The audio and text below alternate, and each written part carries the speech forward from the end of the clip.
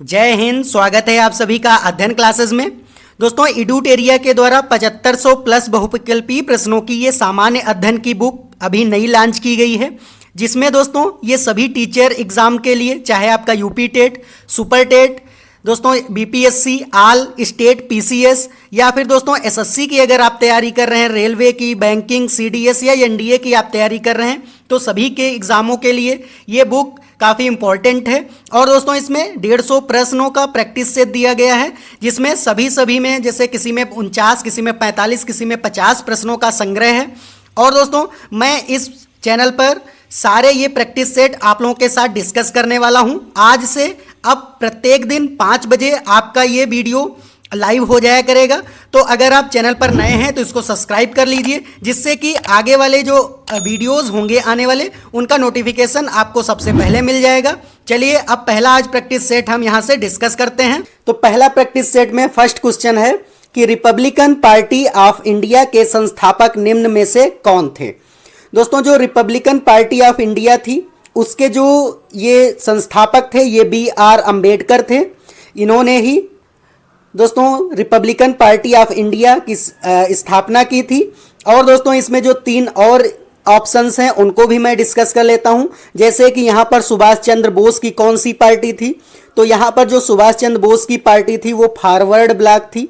कौन सी दोस्तों थी, तो आपको याद रखना है फॉरवर्ड ब्लॉक के नाम से इन्होंने एक दोस्तों पार्टी बनाई थी, जो कि दोस्तों 3 मई 1939 को ही इन्होंने बनाई थी। 3 मई 1939 ईस्वी को इन्होंने बनाई थी। और इन्होंने कांग्रेस के अंदर ही ये फॉरवर्ड ब्लॉक पार्टी की स्थापना कर दी थी। उसके बाद इनको कांग्रेस से निकाल दिया गया था। और दोस्तों बाद में यह फॉरवर्ड ब्लॉक जो पार्टी थी सुभाष चंद्र की, इसको ये स्वतंत्र पार्टी के रूप में बन गई थी। अब दोस्तों उम्मीद है ये ए ऑप्शन आपका क्लियर हुआ होगा कि फॉरवर्ड ब्लॉक पार्टी कब बनी, तो 3 मई 1939 को बनी, सुभाष चंद्र बोस के द्वारा बनाई गई थी। बी है रमेश चंद्र मजूमदार। तो दोस्तों इनका क्या रोल रहा, ये भारतीय कांग्रेस के महासचिव इनको चुना गया था। और मानव जाति के लिए इन्होंने दोस्तों यूनेस्को द्वारा जो स्थापित अंतर्राष्ट्रीय आयोग था उसके उपाध्यक्ष भी ये बनाए गए थे। और दोस्तों इन्होंने प्राचीन भारत पर अपना शोध भी किया था। तो प्राचीन भारत पर शोध करने वाले कौन थे, तो दोस्तों रमेश चंद्र मजूमदार थे, ये आपको याद रखना है। फिर सी ऑप्शन डिस्कस कर लेते हैं कि भगत सिंह। तो भगत सिंह ने मार्च 1926 को इन्होंने नौजवान भारत सभा की दोस्तों स्थापना की थी। तो ये 3 और ऑप्शन मैंने यहाँ पर आपसे डिस्कस कर लिए। ये दोस्तों बहुत इंपॉर्टेंट आपके सारे ये चीज़ें हैं। एक ही क्वेश्चन था लेकिन इसमें 3 क्वेश्चन मैंने और आप लोगों के साथ डिस्कस किया है। ऐसे ही दोस्तों मैं पूरा यहाँ पर प्रैक्टिस सेट आप लोगों के साथ डिस्कस करने वाला हूँ। तो दोस्तों अगर आप नए हैं तो चैनल को जरूर सब्सक्राइब कर लीजिए। ये मैं अब दोस्तों सेकेंड क्वेश्चन है इस प्रैक्टिस सेट का कि वर्ष 1920 की खिलाफत कमेटी की सभा, जिसमें गांधी से असहयोग आंदोलन के नेतृत्व को संभालने का अनुरोध किया गया, वह सभा किस शहर में हुई थी। तो दोस्तों वो जो सभा थी वो दोस्तों इलाहाबाद में हुई थी, आपको याद रखना है यहाँ से। और दोस्तों जो खिलाफत आंदोलन था वो 1919 से, इसके बारे में और थोड़ा डिस्कस कर लेते हैं। ये 1919 से 1922 तक दोस्तों ब्रिटिश भारत में भारतीय मुसलमानों के द्वारा दोस्तों ये चलाया गया था। और दोस्तों ये एक राजनीतिक अभियान था। इस आंदोलन का दोस्तों जो उद्देश्य था वो तुर्की की शिकायतों को दूर करना और हिंदू मुस्लिम एकता को बढ़ावा देना था। तो आपको याद रखना है कि जो खिलाफत आंदोलन था वो दोस्तों 1919 से 1922 ईस्वी तक चला था, मुसलमानों के द्वारा चलाया गया था और इसमें हिंदू मुस्लिम एकता को बढ़ावा देना था। तो यहाँ पर जो कमेटी, खिलाफत कमेटी जो सभा हुई थी वो इलाहाबाद में हुई थी, वहाँ पर गांधी जी से अनुरोध किया गया था। तो आपको ये सारी चीज़ें याद रखनी है। अब तीसरा नंबर क्वेश्चन देख लेते हैं कि निम्नलिखित में से कौन व्यक्ति होम रूल लीग की स्थापना में शामिल नहीं था। तो दोस्तों जो होम रूल लीग थी उसमें कौन शामिल नहीं था, तो H.S. आलकांट जो दोस्तों थे वो यहाँ पर शामिल नहीं थे। होम रूल लीग की स्थापना 1916 ईस्वी में बाल गंगाधर तिलक द्वारा दोस्तों ये की गई थी। और ये किस लिए इसकी स्थापना मतलब की गई थी होम रूल लीग की, तो ये भारत में डोमिनियन राज्य का उसको दर्जा देने के लिए ये होम रूल लीग की स्थापना की गई थी। तो ये आपको याद रखना है। इसकी स्थापना किसके द्वारा की गई थी होम रूल लीग की, तो बाल गंगाधर तिलक के द्वारा की गई थी। आपको ये भी याद रखना है। अब दोस्तों चौथा नंबर क्वेश्चन देख लेते हैं। 4 नंबर क्वेश्चन है कि नोआखली घटना के समय महात्मा गांधी के निजी सचिव कौन थे। तो दोस्तों जो नोआखली की घटना थी ये दोस्तों भारत की आज़ादी के 1 साल पहले मतलब कि अक्टूबर से नवंबर 1946 मतलब अक्टूबर से नवंबर के बीच दोस्तों ये हुई थी 1946 में, क्योंकि 1947 में भारत को आज़ादी मिली। आज़ादी से 1 साल पहले ये घटना हुई थी और बंगाल के चटगांव डिवीज़न में ये हुई थी। वहाँ पर एक जो बंगाल का चटगांव डिवीज़न है वहाँ पर नोआखली जिला है, वहीं पर ये घटना हुई थी और भारत को आज़ादी देने के लिए दोस्तों ये की गई थी। और वहाँ पर महात्मा गांधी के जो निजी सचिव थे तो वो सी हो जाएगा प्यारेलाल थे। तो ये आपको याद रखना है। दोस्तों मैं पूरी तरीके से आपको यहाँ पर डिस्कस करा रहा हूँ कि कहाँ पर कौन सी घटना हुई है, उसके निजी सचिव कौन थे और ये किस लिए हुई, तो वो सारी चीज़ें मैं डिटेल में यहाँ पर डिस्कस करा रहा हूँ। अब दोस्तों 5 नंबर क्वेश्चन देख लेते हैं। 5 नंबर दोस्तों क्वेश्चन है कि सविनय अवज्ञा आंदोलन की असफलता के बाद गांधी जी ने किसको महत्व दिया था। तो आपको याद रखना है रचनात्मक कार्यक्रम को इन्होंने गांधी जी ने महत्व दिया था। तो ये आपको याद रखना है। दोस्तों जो सविनय अवज्ञा आंदोलन था वो ब्रिटिश सरकार के खिलाफ शुरू किया गया था। एक अहिंसक आंदोलन था जो कि दोस्तों 12 मार्च और 1930 में दोस्तों ये शुरू किया गया था। तो ये आपको याद रखना है कि सविनय अवज्ञा आंदोलन कब शुरू किया गया था, तो 12 मार्च 1930 ईस्वी को शुरू किया गया था। और इसमें गांधी जी को असफलता जब मिली थी उसके बाद इन्होंने रचनात्मक कार्यक्रम को बढ़ावा दिया था, महत्व दिया था। तो ये आपको याद रखना है। अब दोस्तों 6 नंबर क्वेश्चन देख लेते हैं। 6 नंबर क्वेश्चन है कि बंकिम चंद्र चटर्जी की रचना कौन सी नहीं है। तो इसमें कौन सी रचना नहीं है पूछा गया है, तो यहाँ पर पोस्ट मास्टर हो जाएगा। दोस्तों जो पोस्ट मास्टर है एक कहानी है जो कि रविंद्रनाथ ठाकुर के द्वारा लिखी गई है। ये बंकिम चंद्र चटर्जी की रचना नहीं है। अब बंकिम चंद्र चटर्जी की कौन कौन सी रचनाएं हैं, तो दुर्गेश नंदिनी है, आनंद मठ है, देवी चौधरानी है। दोस्तों पोस्ट मास्टर नहीं है, पोस्ट मास्टर रविन्द्रनाथ ठाकुर की है। और दोस्तों एक रविन्द्रनाथ ठाकुर के द्वारा नाटक भी लिखा गया था जिसको पोस्ट ऑफिस कहा जाता है। तो पोस्ट ऑफिस जो है वो रविन्द्रनाथ ठाकुर के द्वारा लिखा गया एक नाटक है जो कि 1912 ईस्वी में दोस्तों ये लिखा गया था। तो आपको ये सारी चीज़ें यहाँ पर याद रखनी है। अब दोस्तों नेक्स्ट क्वेश्चन देख लेते हैं कि 7 नंबर क्वेश्चन है, वर्ष 1911 में किस सामाजिक कार्यकर्ता ने ब्रिटिश विधान परिषद के समक्ष निःशुल्क तथा अनिवार्य प्राथमिक शिक्षा का प्रस्ताव रखा था। तो दोस्तों जो 7 नंबर क्वेश्चन है उसका बी ऑप्शन करेक्ट होगा, क्योंकि जो गोपाल कृष्ण गोखले थे उन्होंने ही प्राथमिक शिक्षा का प्रस्ताव रखा था। तो ये आपको याद रखना है। अब दोस्तों 8 नंबर क्वेश्चन देख लेते हैं कि निम्नलिखित में से दक्षिण भारत में विजय प्राप्त करने वाला पहला शासक कौन था। तो यहाँ पर जो दक्षिण भारत था वहाँ पर पहला जो शासक था जो कि विजय जिसने प्राप्त की थी वो अलाउद्दीन खिलजी था। तो ए ऑप्शन यहाँ पर करेक्ट हो जाएगा। दोस्तों जो अलाउद्दीन खिलजी था वो खिलजी वंश का दूसरा शासक था। तो ये आपको याद रखना है कि अलाउद्दीन खिलजी शासक का वंश का दूसरा शासक था। और दोस्तों यहाँ पर शेर शाह सूरी की बात कर लेते हैं। ये 1540 ईस्वी में इसने क्या किया था, 1540 ईस्वी में हुमायूं को हराकर दोस्तों जो है सूरी साम्राज्य की स्थापना की थी। तो यहाँ से आपको ये भी याद रखना है। और दोस्तों शेर शाह के बारे में एक ये भी है कि इसने रुपया पेश किया था। मतलब रुपया सबसे पहले किसने चलाया था भारतवर्ष में, तो शेर शाह के द्वारा चलाया गया था। 1540 में इसने सूरी वंश की स्थापना की थी और हुमायूं को इसने हरा दिया था। दोस्तों औरंगजेब के बारे में बात करें तो इनका जो है दूसरा नाम क्या था, औरंगजेब का दूसरा नाम आलमगीर था। तो आपको याद रखना है कि आलमगीर जो है, आलमगीर किसका नाम था, तो औरंगजेब का नाम था। और दोस्तों जो बाबर है उसने मुगल साम्राज्य का संस्थापक माना जाता है और इसने पानीपत का दोस्तों जो युद्ध था 1526 ईस्वी में उसमें दोस्तों किसको हराया था, तो इब्राहिम लोदी को इसने हराया था और लोदी वंश की दोस्तों इसने मुगल साम्राज्य की स्थापना की थी। तो यहाँ पर आपको याद रखना है कि जो बाबर था इसने क्या किया था कि 1526 ईस्वी में पानीपत का युद्ध इसके साथ हुआ था, जो कि पानीपत का जो युद्ध है इब्राहिम लोदी और बाबर के बीच हुआ था 1526 ईस्वी में। तो यहाँ से ये सारी घटनाएं आपको याद रखना है। तो यहाँ पर जो 8 है इसका ए ऑप्शन करेक्ट हो जाएगा, अलाउद्दीन खिलजी। अब दोस्तों 9 नंबर क्वेश्चन देख लेते हैं कि निम्नलिखित में से संबंधित है। तो दोस्तों कौन सा व्यक्ति रंपा विद्रोह से संबंधित है? तो आपको यहाँ पर याद रखना है कि अल्लूरी सीताराम राजू जो हैं वो रंपा विद्रोह से दोस्तों ये जो है संबंधित हैं। और यहाँ पर दोस्तों जो रंपा विद्रोह था यह एक आदिवासी विद्रोह था, तो आपको ये भी याद रखना है।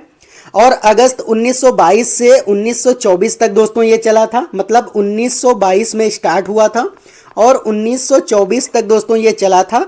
और इसमें सीताराम जो राजू थे उनको जब पकड़ लिया गया था ब्रिटिशर्स के द्वारा, मतलब अंग्रेजों के द्वारा जब इनको कैद कर लिया गया था, तब ये दोस्तों जो आंदोलन था, विद्रोह था, वो समाप्त हो गया था, क्योंकि ये सीताराम जो राजू थे इन्होंने ही शुरू किया गया था। और जब अंग्रेजों के द्वारा इनको पकड़ लिया गया तो ये विद्रोह 1924 में समाप्त हो गया था। तो आपको ये भी चीज़ें याद रखनी है।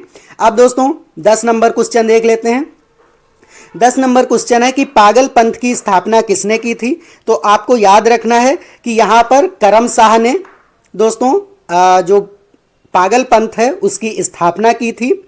और जो पागल पंथ का अर्थ होता है वो धार्मिक समूह होता है। तो आपको याद रखना है कि पागल पंथ का अर्थ क्या होता है? धार्मिक समूह। तो आपको यहाँ से ये भी चीज़ याद रखनी है। अब दोस्तों 11 नंबर क्वेश्चन देख लेते हैं कि पानीपत के युद्ध में बाबर के जीतने का मुख्य कारण क्या था? तो यहाँ पर बाबर के जीतने का मुख्य कारण था कि उसने एक अलग तरीके की युद्ध पद्धति अपनाई थी। तो वो कौन सी पद्धति? तो तुलगमा पद्धति थी। आपको याद रखना है कि बाबर ने तुलगमा पद्धति अपना करके पानीपत का प्रथम युद्ध 1526 में जीता था। तो यहाँ पर मैं पानीपत के सारे युद्ध आपसे डिस्कस कर रहा हूँ कि जो पहला युद्ध था, फर्स्ट युद्ध था, तो ये कब हुआ था? तो 21 अप्रैल 1526 ईस्वी में हुआ था। और ये दोस्तों बाबर और इब्राहिम लोदी के बीच हुआ था, तो आपको याद रखना। और यहाँ पर बाबर की जीत हो गई थी। जो दूसरा युद्ध था, सेकंड जो पानीपत का युद्ध था, वो आपका 5 नवंबर आपको याद रखना है, 5 नवंबर 1556 ईस्वी में हुआ था। और ये किसके किसके मध्य हुआ था? तो अकबर और हेमू के बीच हुआ था, अकबर और हेमू के बीच में हुआ था। और यहाँ पर अकबर जीत गया था। और दोस्तों जो तीसरा युद्ध था, पानीपत का तीसरा युद्ध, वो दोस्तों 14 जनवरी और 1761 ईस्वी में हुआ था, जो कि अहमद शाह अब्दाली के बीच हुआ था। अहमद शाह अब्दाली और किसके बीच हुआ था? तो मराठों के बीच हुआ था। और यहाँ पर दोस्तों अब्दाली की जीत हो गई थी, अहमद शाह अब्दाली की। तो ये जो 3 फेमस पानीपत के युद्ध हैं यहाँ मैंने आपके साथ डिस्कस कर लिया है। दोस्तों उम्मीद है आपको ये चीज़ें समझ आ रही होंगी। अगर आपको ये अच्छा लग रहा है वीडियो तो दोस्तों आप इसको लाइक ज़रूर कर दीजिए, और अगर चैनल पर नए हैं तो इसको सब्सक्राइब कर दीजिए। अब दोस्तों 12 नंबर क्वेश्चन देख लेते हैं। जो 12 नंबर क्वेश्चन है कि मध्यकाल में जौनपुर में स्वतंत्र सार्की राजवंश की स्थापना किसने की थी? तो ये आपको याद रखना है कि मलिक उल सर्क ने यहाँ पर मध्यकाल में जौनपुर से स्वतंत्र सार्की राजवंश की स्थापना की थी। तो सार्की राजवंश की स्थापना किसने की थी? तो मलिक उल सर्क ने की थी। अब 13 नंबर क्वेश्चन देख लेते हैं। 13 नंबर क्वेश्चन है कि अधिक संख्या में दफनाए गए बच्चों के सावधान प्राप्त हुए हैं। तो अधिक संख्या में दफनाए गए बच्चों के सावधान जो है वो जोरवे संस्कृत से मिले हैं। तो आपको बी ऑप्शन यहाँ पर याद रखना है। 14 नंबर क्वेश्चन है कि भागवत संप्रदाय के विकास में किसका योगदान अत्यधिक था? तो यहाँ पर याद रखना है कि गुप्त जो वंश था या गुप्त साम्राज्य था उसका सबसे ज़्यादा योगदान रहा है। तो दोस्तों यहाँ जो गुप्त काल था वो भारतीय इतिहास का स्वर्ण युग भी कहा जाता है, आपको याद रखना है। और भारतीय संस्कृत का सबसे ज़्यादा प्रचार प्रसार जो है गुप्त काल में हुआ। तो ये भी आपको याद रखना है कि भारतीय संस्कृत का सबसे ज़्यादा प्रचार प्रसार गुप्त वंश में हुआ। गुप्त वंश को ही भारतीय इतिहास का स्वर्ण युग कहा जाता है। तो ये सारी चीज़ें आपको याद रखनी है। जो दोस्तों आपसे मुझे लगता है कि आपको डिस्कस कराना चाहिए तो मैं उसके सारे पॉइंट वहाँ पर डिस्कस करा देता हूँ।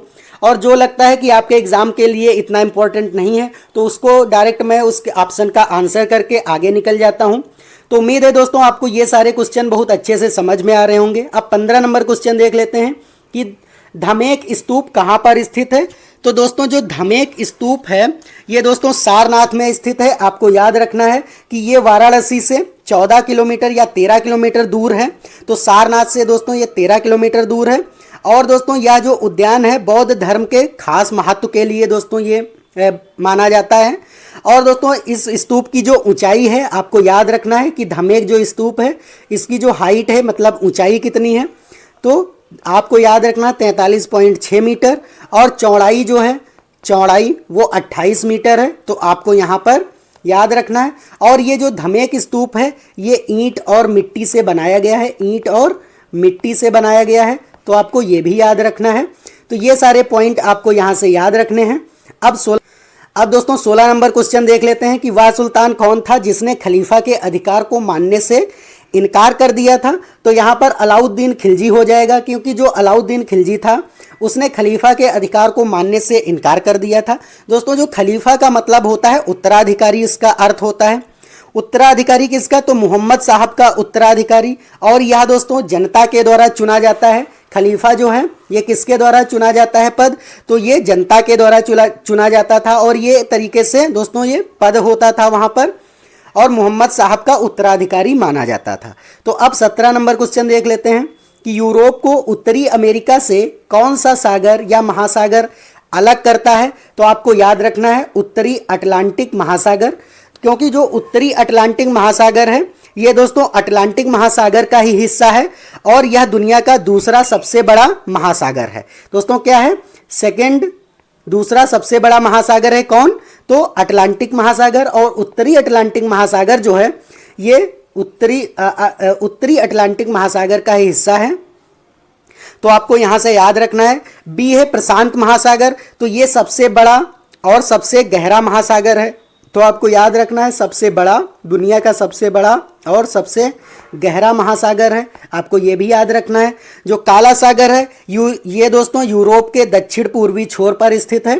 तो काला सागर कहाँ मिलता है, दोस्तों काला सागर जो है ये दक्षिण पूर्व छोर पर स्थित है। और दोस्तों जो कैस्पियन सागर है ये एक प्रकार की झील है, ये दोस्तों सागर नहीं है। तो ये आपको याद रखना, यहाँ पर बच्चे बहुत कंफ्यूज हो जाते हैं कि कैस्पियन सागर सागर होगा लेकिन ये दोस्तों झील है। लेकिन दोस्तों ये अपने बृहत आकार, सबसे बड़े आकार के कारण दोस्तों ये सागर कहा जाता है। और यह विश्व की सबसे बड़ी झील है। कैस्पियन सागर जो है विश्व की सबसे बड़ी झील है। तो आपको ये भी पॉइंट याद रखना है यहाँ से। अब दोस्तों देख लेते हैं 18 नंबर क्वेश्चन। 18 नंबर क्वेश्चन है कि शिवालिक शैल समूह के दक्षिण में भाबर क्षेत्र उदाहरण है। तो ये दोस्तों गिरिपद स्थिति का उदाहरण है। तो आपको यहाँ पर याद रखना है। 19 नंबर क्वेश्चन है कि निम्नलिखित में से कौन सा सौर परिवार से संबंधित नहीं है। तो क्षुद्र ग्रह तो दोस्तों संबंधित है, ग्रह भी संबंधित है, धूमकेतु भी संबंधित है, लेकिन दोस्तों निहारिका संबंधित नहीं। तो यही ऑप्शन आपका करेक्ट हो जाएगा, निहारिका सौर परिवार से संबंधित नहीं है। अब 20 नंबर क्वेश्चन देख लेते हैं। दोस्तों जो 20 नंबर क्वेश्चन है उसमें अनुच्छेद जो 26 है वो दोस्तों धार्मिक कार्यों के प्रबंध की स्वतंत्रता से है। तो यहाँ पर 3 हो जाएगा। फिर दोस्तों जो आपका यहाँ पर अनुच्छेद 40 है वो पंचायतों का गठन से संबंधित है। तो यहाँ पर 4 हो जाएगा। फिर दोस्तों जो सी है अनुच्छेद 98, तो यहाँ पर आपको याद रखना है कि संसद सचिवालय से है। और तो यहाँ पर दोस्तों क्या हो जाएगा कि 2 हो जाएगा। और उसके बाद एक जो है दोस्तों यहाँ पर डी ऑप्शन है कि अनुच्छेद 239 ये संघ शासित क्षेत्रों के का प्रशासन से संबंधित है। तो ये 1 हो जाएगा। 3 4 2 1 3 4 2 1 ए ऑप्शन यहाँ पर करेक्ट हो जाएगा। तो आपको ये दोस्तों याद रखना है। अब दोस्तों 21 नंबर क्वेश्चन देख लेते हैं। 21 नंबर क्वेश्चन है कि निम्नलिखित क्षेत्रों में से किस एक क्षेत्र में राज्य सरकार का स्थानीय इकाइयों पर नियंत्रण नहीं होता है। तो यहाँ पर नागरिकों की शिकायतों पर ही दोस्तों नहीं होता है नियंत्रण। आर्थिक मामले, कार्मिक मामले और विधि निर्माण ये सभी इनका अधिकार होता है राज्य सरकार का, लेकिन नागरिकों के शिकायतों पर कोई भी नियंत्रण नहीं होता, इसलिए ए ऑप्शन करेक्ट हो जाएगा। अब 22 नंबर क्वेश्चन देख लेते हैं कि निम्नलिखित कथनों में से कौन सा कथन दोस्तों गलत है कि मौलिक अधिकार पर संविधान का भाग तृतीय यूएसए के बिल ऑफ राइट्स पर आधारित है। संविधान के अनुच्छेद 21 के अंतर्गत मृत्यु का अधिकार मूलभूत अधिकार है। या फिर भारतीय संविधान एक पूर्ण संघीय संविधान है। डी ऑप्शन है कि भारतीय संविधान के अनुसार मूलभूत अधिकारों को हटाया जा सकता है। तो यहाँ पर जो 22 क्वेश्चन है उसका डी ऑप्शन ही दोस्तों हो जाएगा, क्योंकि यहाँ पर जो गलत पूछा था तो यहाँ पर जो नहीं है वही आपका आंसर करेक्ट हो जाएगा। तो यहाँ पर डी ऑप्शन आपका हो जाएगा। डी ऑप्शन दोस्तों क्या है कि यहाँ पर बी, सी और डी, मतलब कि बी हो जाएगा। यहाँ पर अनुच्छेद 21 के अंतर्गत दोस्तों मृत्यु का अधिकार मूलभूत अधिकार है, ये ऐसा नहीं है दोस्तों। सी हो जाएगा कि भारतीय संविधान एक पूर्ण संघीय संविधान है, ऐसा भी दोस्तों नहीं है, ये भी गलत है। और भारतीय संविधान के अनुसार मूलभूत अधिकारों को हटाया जा सकता है। तो बी, सी और डी ऑप्शन यहाँ पर करेक्ट हैं। तो यहाँ पर डी ऑप्शन इसका करेक्ट हो जाएगा। अब 23 नंबर क्वेश्चन देख लेते हैं कि वर्ष 2011 में भारत के संविधान में होने वाले 97वें संशोधन का संबंध किस विषय से था। तो दोस्तों जो विषय था वो सहकारी संस्थाओं का गठन व कार्य संचालन था। तो आपको याद रखना है, यहाँ से बी ऑप्शन करेक्ट हो जाएगा। अब दोस्तों 24 नंबर क्वेश्चन देखते हैं कि भारत के संसद द्वारा पंचायत प्रावधान अनुसूचित क्षेत्रों तक विस्तार कानून कब पारित किया गया था। तो दोस्तों ये जो कानून था वो 1996 में पारित किया गया था। तो यहाँ से सी ऑप्शन आपका करेक्ट हो जाएगा 24 नंबर क्वेश्चन का। तो आपको याद रखना है कि 1996 में भारत के संसद द्वारा पंचायत प्रावधान अनुसूचित क्षेत्रों का कानून पारित किया गया था। 25 नंबर क्वेश्चन है कि व्यक्तिगत प्रयोज्य आय मतलब पीडीआई एक है। दोस्तों पीडीआई का फुल फॉर्म क्या होता है तो वो सारी चीज़ें इसमें बताई गई। दोस्तों जो पीडीआई होता है वो व्यक्तिगत आय, व्यक्तिगत कर भुगतान और गैर कर भुगतान होता है, ये तीनों का मिश्रण पीडीआई होता है। तो यहाँ पर बी ऑप्शन करेक्ट हो जाएगा। अब 26 नंबर क्वेश्चन देख लेते हैं कि शरीर के संपर्क में स्प्रिट ठंडी अनुभूति देती है क्योंकि। दोस्तों स्प्रिट जब आप लगाते हैं तो वो आपको ठंडी महसूस क्यों होती है, क्योंकि यह दोस्तों अत्यंत वाष्पशील होती है, क्योंकि ये जल्दी से वेपर में बदल जाती है। तो यहाँ पर अत्यंत वाष्पशील होगा, क्योंकि जब वेपर में बदलेगी तो शरीर की हीट को वो एब्जॉर्ब कर लेती है, और जब एब्जॉर्ब कर लेती है हीट को तो वो चीज़ हमें शरीर में ठंडी प्रतीत होती है। तो सी ऑप्शन यहाँ से करेक्ट हो जाएगा। अब दोस्तों 27 नंबर क्वेश्चन देख लेते हैं कि जब जल वाष्प में परिवर्तित होता है तब तापमान परिवर्तित होता है, ऊष्मा का प्रवाह नहीं होता है। वातावरणीय ऊष्मा स्रोत से ऊष्मा जल में प्रवाहित होती है या ऊष्मा का प्रवाह जल वाष्प से जल की ओर होता है। तो दोस्तों जो 27 नंबर क्वेश्चन है उसका सी ऑप्शन करेक्ट हो जाएगा कि वातावरणीय ऊष्मा स्रोत से ऊष्मा जल में प्रवाहित हो जाती है। तो यहाँ पर जलवाष्प में परिवर्तित हो जाता है। 28 नंबर क्वेश्चन है कि हरे पौधे सूर्य के प्रकाश की ऊर्जा %% ग्रहण करते हैं और उसे खाद्य ऊर्जा में परिवर्तित करते हैं।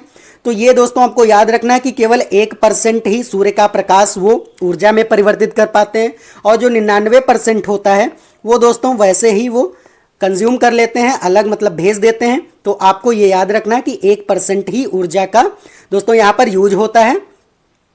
अब दोस्तों 29 नंबर क्वेश्चन है कि सूची 1 और सूची 2 में सुमेलित करना है इसमें हमें कि आर्सेनिक जो धातु है, दोस्तों जो आर्सेनिक धातु है वहाँ पर दोस्तों फेफड़े का कैंसर होता है इससे। तो आपको याद रखना है ये ए हो जाएगा। फिर कैडमियम से हड्डियों की कमजोरी दोस्तों हो जाती है, उसमें हड्डियां खोखली हो जाती हैं, तो 3 नंबर हो जाएगा। फिर दोस्तों जो यहाँ पर सी है कि पॉलीविनाइल क्लोराइड, तो पॉलीविनाइल क्लोराइड जो है श्वसन संबंधी समस्या हो जाती है, तो 4 नंबर हो जाएगा। और बेरियम से क्या हो जाएगा दोस्तों, मस्तिष्क की सूजन, मतलब 2 नंबर। तो 1 3 4 2 किसमें है दोस्तों, तो यहाँ पर डी ऑप्शन आपका करेक्ट हो जाएगा। अब नेक्स्ट क्वेश्चन देख लेते हैं कि सांद्र सल्फ्यूरिक अम्ल मतलब कि कंसंट्रेट H2SO4 की उपस्थिति में एसिटिक अम्ल तथा एथिल अल्कोहल के मध्य होने वाली अभिक्रिया दोस्तों क्या कहलाती है। तो ये दोस्तों एस्टरीकरण कहलाती है, आपको याद रखना है, क्योंकि यहाँ पर जब सल्फ्यूरिक एसिड और एथिल अल्कोहल दोस्तों जब एसिटिक अम्ल तथा और एथिल अल्कोहल यहाँ पर क्रिया करते हैं तो एस्टरीकरण होती है, इस क्रिया को एस्टरीकरण कहा जाता है। तो डी ऑप्शन करेक्ट हो जाएगा।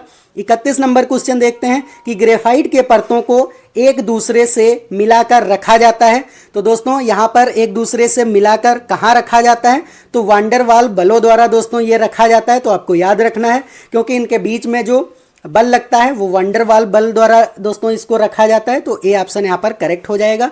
32 नंबर क्वेश्चन है कि निम्नलिखित में से कौन सा एक यातायात संचालित नगरों में भूरी वायु बनने में से संबंध रखता है। तो दोस्तों जो 32 नंबर क्वेश्चन है वो सल्फर डाइऑक्साइड जो होती है मतलब कि SO2 मतलब SO2 सल्फर डाइऑक्साइड। तो यहाँ पर ए ऑप्शन करेक्ट हो जाएगा क्योंकि ये भूरी गैस होती है। अब दोस्तों 33 नंबर क्वेश्चन देखते हैं कि किस प्रकार के ऊतक से मनुष्यों में ग्रंथि का निर्माण होता है। तो ऐसे कौन से ऊतक हैं जिनके द्वारा मनुष्य में ग्रंथियों का निर्माण होता है। तो दोस्तों इसका सी ऑप्शन उपकला ऊतक जो होता है उससे यही होता है दोस्तों, मनुष्यों में ग्रंथियों का निर्माण होता है। तो आपको याद रखना है कि उपकला ऊतक यहाँ पर करेक्ट हो जाएगा।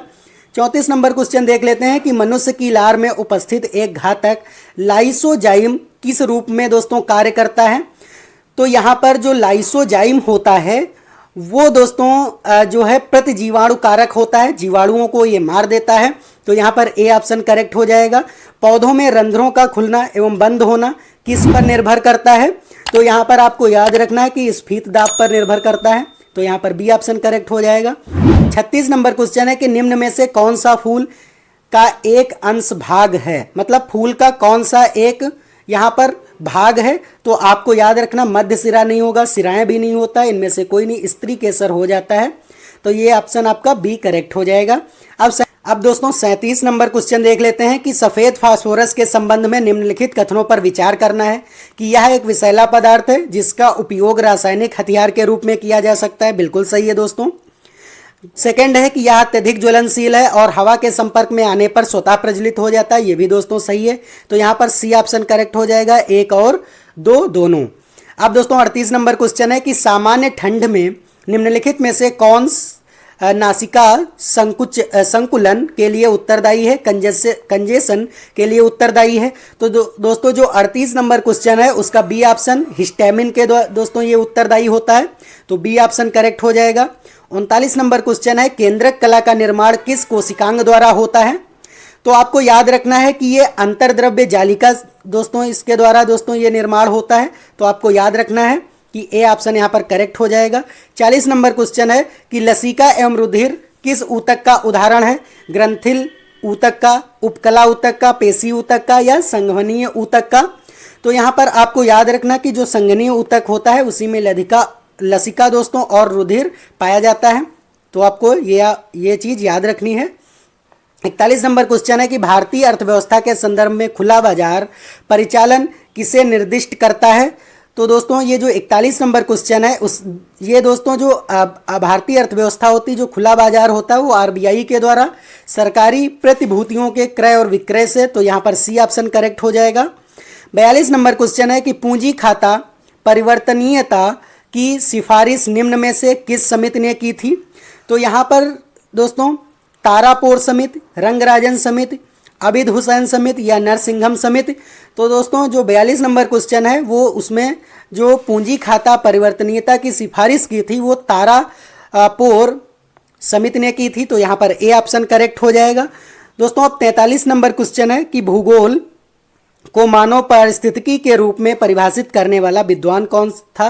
तो H बैरोज थे। तो यहाँ पर सी ऑप्शन करेक्ट हो जाएगा। अब दोस्तों 44 नंबर क्वेश्चन देख लेते हैं कि भारत के निम्नलिखित क्षेत्रों में से कौन सा पारिस्थितिक उष्ण स्थल माना जाता है। तो पश्चिमी घाट माना जाता है। आपको यहाँ से याद रखना है। अब 45 नंबर क्वेश्चन है। 45 नंबर क्वेश्चन क्या कह रहा है कि विश्व संगीत दिवस मनाया जाता है। तो 21 जून को मनाया जाता है, आप सभी को याद है ये चीज़। तो यहाँ पर बी ऑप्शन करेक्ट हो जाएगा। अब 46 नंबर क्वेश्चन है कि भारत का पहले राष्ट्रीय सामुद्रिक पार्क कहाँ स्थित है। तो कच्छ में स्थित है। आपको ये भी चीज़ याद रखनी है। अब दोस्तों जो 47 नंबर क्वेश्चन है कि निम्नलिखित में से किसने कहा था स्वाद का वास्तविक स्थान जीव नहीं बल्कि मन है। तो यहाँ पर महात्मा गांधी ने ये दोस्तों कहा था। तो सी ऑप्शन करेक्ट हो जाएगा। 48 नंबर क्वेश्चन है कि द सोशलिस्ट नामक समाचार पत्र का प्रकाशन सर्वप्रथम किसने किया था। तो श्रीपाद अमृत डांगे ने किया था। तो ये भी आपको याद रखना है। 39 नंबर क्वेश्चन है कि भैंसा सिंगी नामक जाति किस राज्य में पाई जाती है। तो यहाँ पर जो 39 नंबर क्वेश्चन है उसका डी ऑप्शन नागालैंड में पाई जाती है। और दोस्तों जो 50 नंबर क्वेश्चन है कि HDPE का फुल फॉर्म क्या होता है, तो इसका फुल फॉर्म होता है हाई डेंसिटी पॉलीएथाइलिन। तो यहाँ पर ए ऑप्शन ही है, तो यहाँ पर करेक्ट हो जाएगा। तो दोस्तों ये सेट 1 में या प्रैक्टिस 1 में ये 50 क्वेश्चन थे जो कि मैंने आप लोगों के साथ डिस्कस किए हैं। अब कुछ इंपॉर्टेंट क्वेश्चंस यहाँ पर हैं, स्मरणीय तथ्य आपको याद रखने वाले, जो कि आपके एग्जाम में खूब पूछे जाते हैं। तो यहाँ पर पहला है कि भारत में मानव का सर्वप्रथम साक्ष्य कहाँ प्राप्त हुआ था, तो नर्मदा घाटी से प्राप्त हुआ था, आपको याद रखना है। बी है कि सर्वप्रथम प्राचीनतम स्थायी जीवन के प्रमाण कहाँ मिले थे, तो मेहरगढ़ से मिले थे, आपको याद रखना है। तीसरा है कि एक ही कब्र से 3 मानव कंकाल के अवशेष कहाँ मिले थे, तो दमदमा से मिले थे, आपको ये भी याद रखना है कि दमदमा से 3 मानव कंकाल के अवशेष मिले थे। गर्त आवास के साक्ष्य प्राप्त हुए थे, तो बुर्जहोम से प्राप्त हुए थे। नेक्स्ट है कि भारत के साथ कुत्ते को दफनाने का साक्ष्य कहाँ मिला था, तो मानव के साथ दोस्तों जो कुत्ते का दफनाने का साक्ष्य है वो बुर्जहोम से ही मिला था, आपको याद रखना है। जुते हुए खेत का साक्ष्य कहाँ से प्राप्त हुआ था, तो कालीबंगा से प्राप्त हुआ था, वहाँ पर जुते हुए खेतों के साक्ष्य मिले थे, तो कालीबंगा आपको याद रखना है। अग्निकुंड का साक्ष्य तो कालीबंगन और लोथल से मिले थे, तो आपको ये दोनों याद रखने हैं। युग्म समाधियां का प्रमाण मतलब कि ग्रुप में समाधियां कहाँ मिली थी, तो कालीबंगन और लोथल से मिली थी, तो आपको ये भी याद रखना है। तो दोस्तों ये कुछ आपका प्रैक्टिस सेट था, ये मैंने आप लोगों के साथ डिस्कस किया है। उम्मीद है दोस्तों आपको ये अच्छा लगा होगा, आपको ये सारी चीज़ें समझ में आई होंगी। और दोस्तों ये सभी एग्ज़ाम जितने भी वनडे एग्ज़ाम होते हैं उसके लिए ये इंपॉर्टेंट है। और दोस्तों अगर आपको ये वीडियो अच्छा लगा है तो चैनल को दोस्तों सब्सक्राइब कर दीजिए और वीडियो को लाइक कर दीजिए। अब मिलते हैं नेक्स्ट प्रैक्टिस सेट के साथ, तब तक के लिए जय हिंद जय भारत।